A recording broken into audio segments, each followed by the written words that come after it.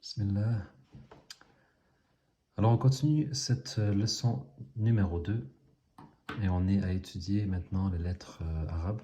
On a déjà vu les lettres suivantes, donc dans la leçon numéro 1, on va les réécrire maintenant pour une révision. Donc on a le alif, ba, ta, fa, et on imagine qu'on a cette ligne. Donc vous voyez que le point il est légèrement en dessous de la ligne, mais sinon les lettres elles sont au-dessus de la ligne. On continue. Alif, ba, ta, fa, jim, ha,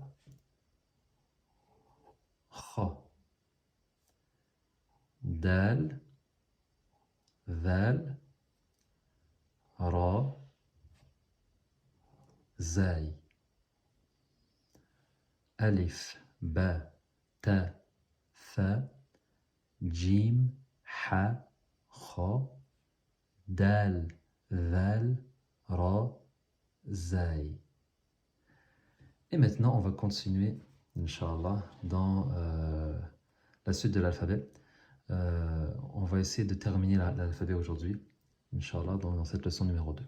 Donc, on a la prochaine lettre qui est le sin. Donc, je vais faire encore cette ligne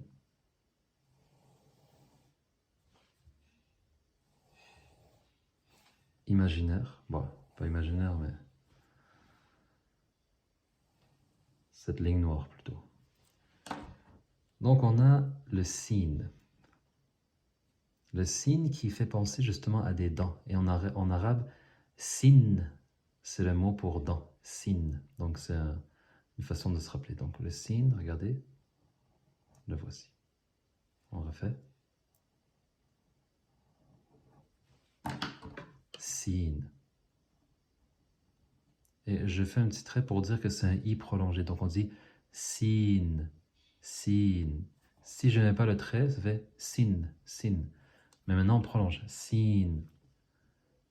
Et en général, les lettres arabes, elles sont prolongées. Lorsqu'on les lit, par exemple, vous allez voir, alif, ba, vous voyez, c'est prolongé. Ba, c'est pas juste ba, c'est la lettre ba. Ta, fa, jim, ha, kha, dal, val, ra, zay. Donc, juste pour qu'on sache. Maintenant, sin. La lettre shin. La lettre shin, elle ressemble exactement comme le sin. Mais il y a 3 points dessus. Donc, shin. Ces deux lettres, elles sont faciles à prononcer. C'est le S qu'on connaît en français et le CH, comme le chat. Shin. Donc, sin, shin. Sad. Regardez comment je le fais.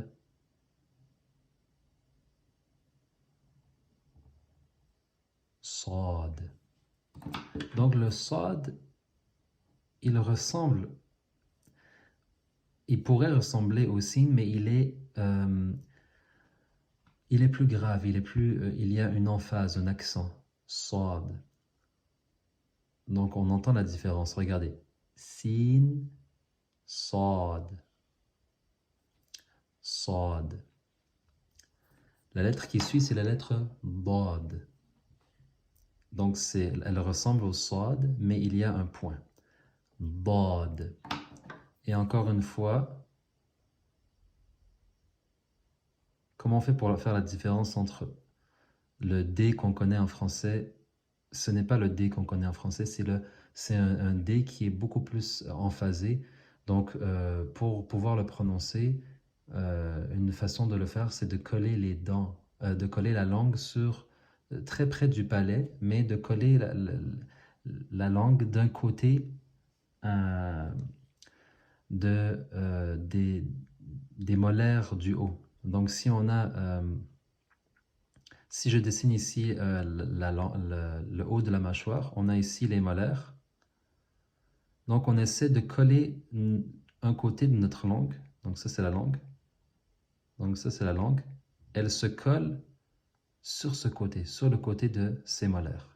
Soit droite ou soit gauche. Dad, dad, dad.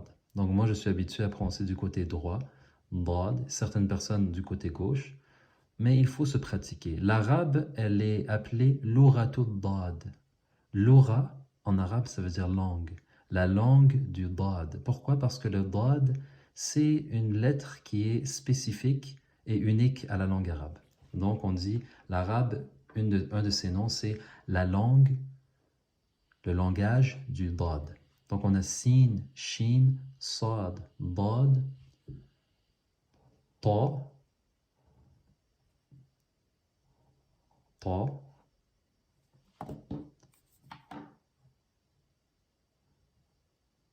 Donc je souligne parce que c'est emphasé. Ta, ta.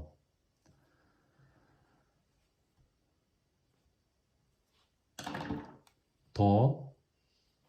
La lettre qui suit, c'est va. Va. Le va, il est aussi... vous sentez qu'il est grave, hein? Va. Donc, ta, va. Sin, shin, sad, dad, ta, va. On a maintenant une lettre que certaines personnes ont parfois de la misère à prononcer. C'est la lettre Aïn. Aïn. Aïn. Et souvent, on l'écrit comme cela, soit avec comme un petit chapeau,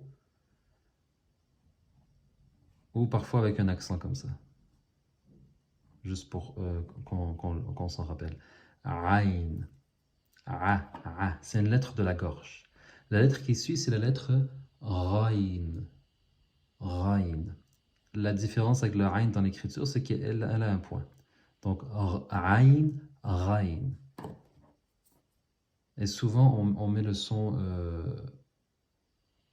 on met comme ça, Raïn, le GH, ra. Et ça fait penser au R en français. Quand je dis par exemple la route, quand on dit la route, ben, c'est exactement cette lettre, c'est le Raïn. Ou si on dit le rat, ou le riz, c'est cette lettre, Raïn. Donc on a Aïn, Raïn.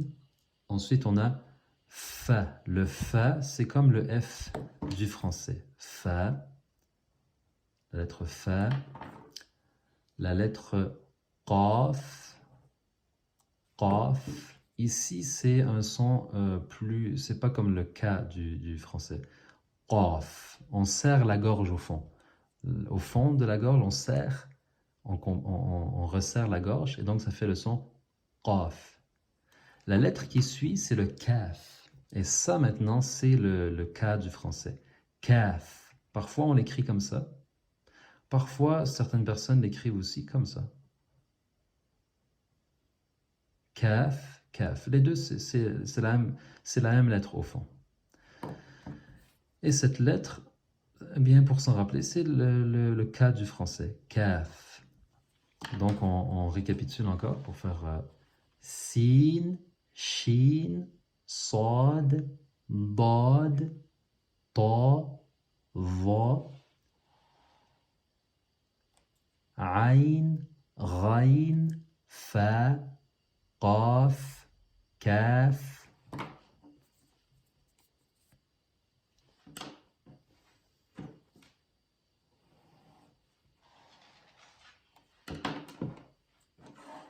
Ensuite, on a le lam. Et le lam, c'est vraiment le L qu'on connaît du français.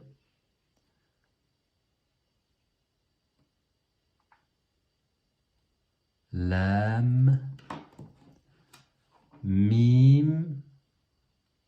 Mim, c'est le M du français.